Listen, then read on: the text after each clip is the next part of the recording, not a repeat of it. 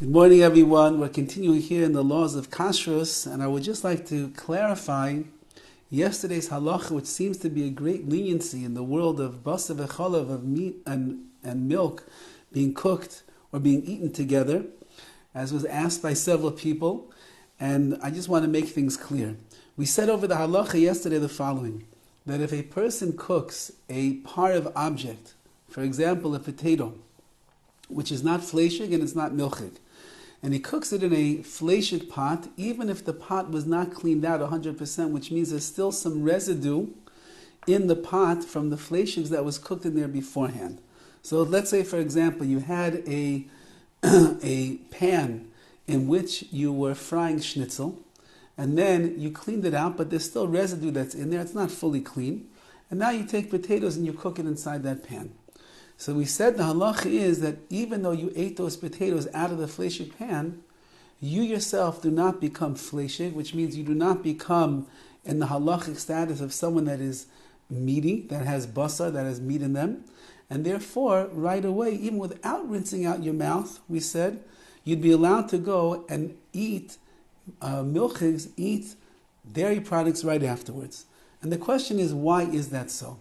Now, if you recall, we said previously there's two reasons why it is that you have to wait 6 hours between meat and milk.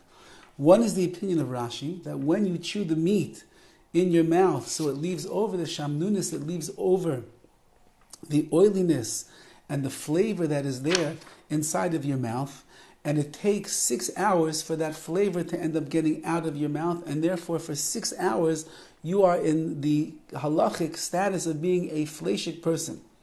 That's the opinion of Rashi. The Rabbi says the reason is because when you chew the meat, it's impossible that some of the meat doesn't get stuck in your teeth, and it takes 6 hours for the meat to be nisakel, which means to digest itself and decompose within your mouth.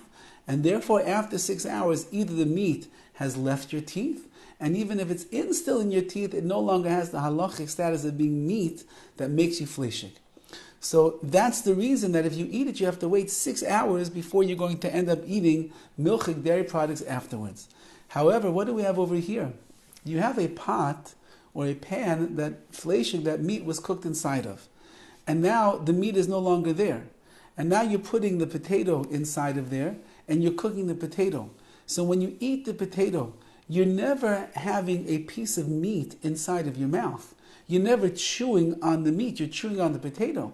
And therefore, according to Rashi, you don't have to worry about the fattiness and the residue of the meat that's in your mouth taking time to get out of your mouth and out of your esophagus and leaving you in a fleshig state. You're really parv.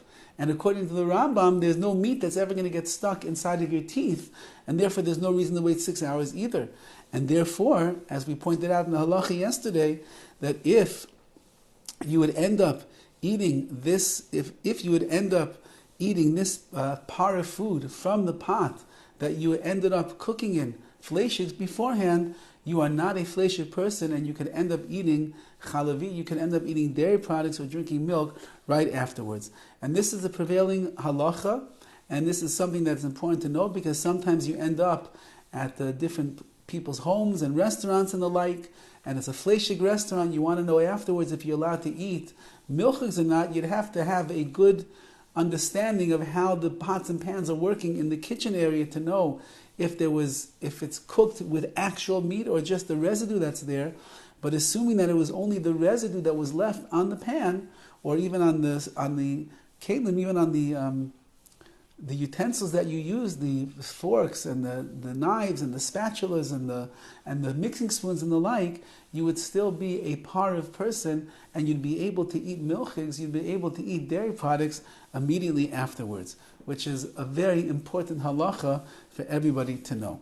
Tomorrow, Be'ez Hashem, we're going to look at the question that was posed yesterday, which is, if you have food that was cooked in a fleshig pan, are you then allowed to eat that together with milchigs? We're talking about over here, if you ate a part of thing from a fleshig thing, if afterwards you can eat dairy and milchig, the question is, can you actually combine them together and eat them together?